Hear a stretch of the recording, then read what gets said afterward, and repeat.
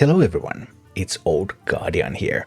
In this video I'm going to take a look at the top 11 best decks in Hearthstone standard format right now. It's been a couple of weeks since the balance patch, so the level of innovation is starting to slow down, but there's still a little bit of things here and there going on in the meta. And first of all, of course, this deck. At number 11, a newcomer to the list, and it is Aggro Demon Hunter.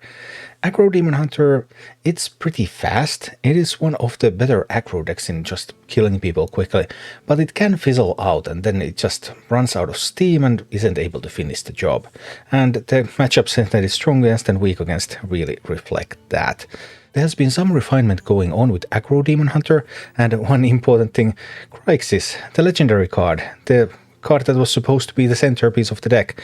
Well, it isn't, and actually the best list doesn't run that card at all, so you don't need that legendary card to run Aggro Demon Hunter, which I guess is an upside.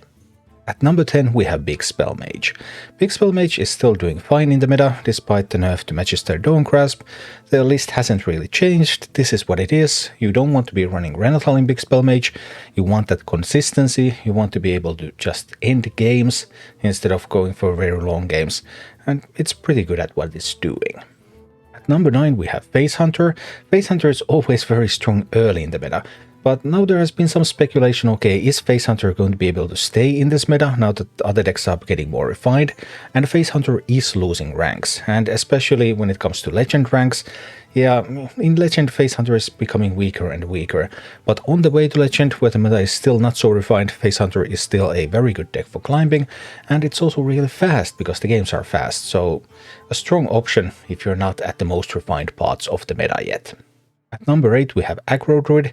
The deck is so cheap. This deck is dirt cheap. Not even a single epic, not a single legendary card. Very cheap deck. It has been better at some times. Now it's slowly fall down. Also the builds, there are like multiple attempts to build this deck, and the best performing deck, it just changes between a few lists. Like this one is now running Crooked Cooks again, but those can also be changed to something else. Those are probably the weakest card in this specific list. Overall, it is a fairly powerful deck. It's especially powerful at punishing slower decks, but it doesn't have many tricks up its sleeve, so as meta keeps being refined, then Aggro Druid relatively becomes weaker. At number 7 we have Relic Demon Hunter. Relic Demon Hunter was very popular immediately after the balance patch, but its numbers have been plummeting because it wasn't super good at any point. It's not absolutely top tier. There is some refinement going on with Relic Demon Hunter though. The latest thing is the addition of Raid Boss Onyxia into the list, which seems to be a good addition, so that your Topple the Idol is a little bit stronger, and you have a little bit more late game board clears, a little bit more refill for your Sire Denatrius, just a good fit for this deck. But the deck has a very slow start, and that slow start can really get punished. Number 6 we have Control Shaman. As other cards get nerfed, Control Shaman suddenly became good again, even though it does not run Snowfall Guardians anymore. So it doesn't have that ability to just lock down the board, which can sometimes hurt it in the mid-game. If there's a lot of mid-game pressure, then Shaman just might not find all the tools to handle it. But other than that, Control Shaman is a very steady deck, very unpolarized. It doesn't have a lot of great matchups, but it also doesn't have a lot of bad matchups. So it's really a player's deck that you have a lot of options to do, and you have a lot of ways to win the game through skill. And at number 5 we have Naga Priest. Last week Naga Priest was in the top 3, and I was already like, wait, what? Did Naga Priest actually now become one of the best decks in the game? Well, sort of, yeah. It is strong, but the meta is moving to a position where Naga Priest cannot really have its good matchup so often anymore, but it's just plain strong, so even when it has to play some of its weaker matchups, it's still a powerful archetype. Coming in at number 4 is Spooky Mage.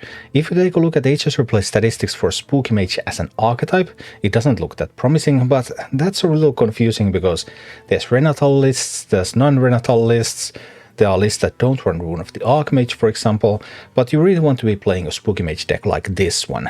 A Spooky Mage deck that has Renatal, so it has 40 health, and a Spooky Mage deck that runs a lot of these more expensive spells as well.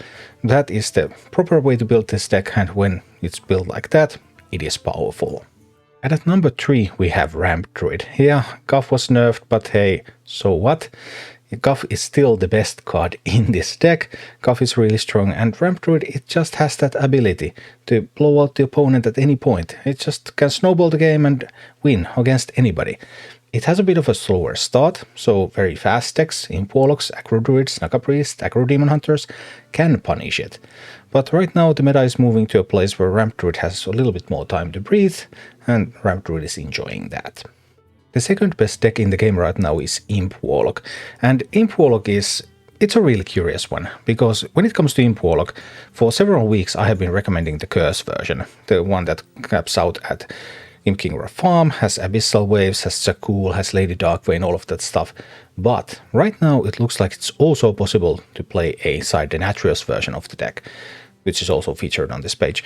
And so the Curse version and the Sire Denatrius version, they have pretty different matchup spreads, because there are many matchups where one version is good and the other version is not so good, but their overall strength is pretty much exactly the same. They have some common features. Both of them are strong against Ramp Druids, both of them are strong against Relic Demon Hunters, and both have weakness against Naga Priest. But other than that, there are quite a few matchups that are different between these two decks. And the best deck in the game, it is still Beast Hunter. Beast Hunter it's really just on a level of its own. It has only one bad matchup, and that bad matchup is Bless Priest, which is not even that played, like it's generally a little bit weaker version of Naga Priest, and it has a bunch of good matchups, and it has a ton of matchups where it's like 54-46 or something, so you're just generally a little bit favored almost all of the time. Just a very powerful mid-range deck. Just put all the legendary cards in it and see what happens. Steady, minion-based, value-based, just a powerful deck. Doesn't do anything too fancy, but everything that it does do, it just does really well. Thank you for watching. Click like and subscribe if you enjoyed this, and a special thanks to all of my Patreon supporters, YouTube members and Twitch subscribers who make all of these videos possible.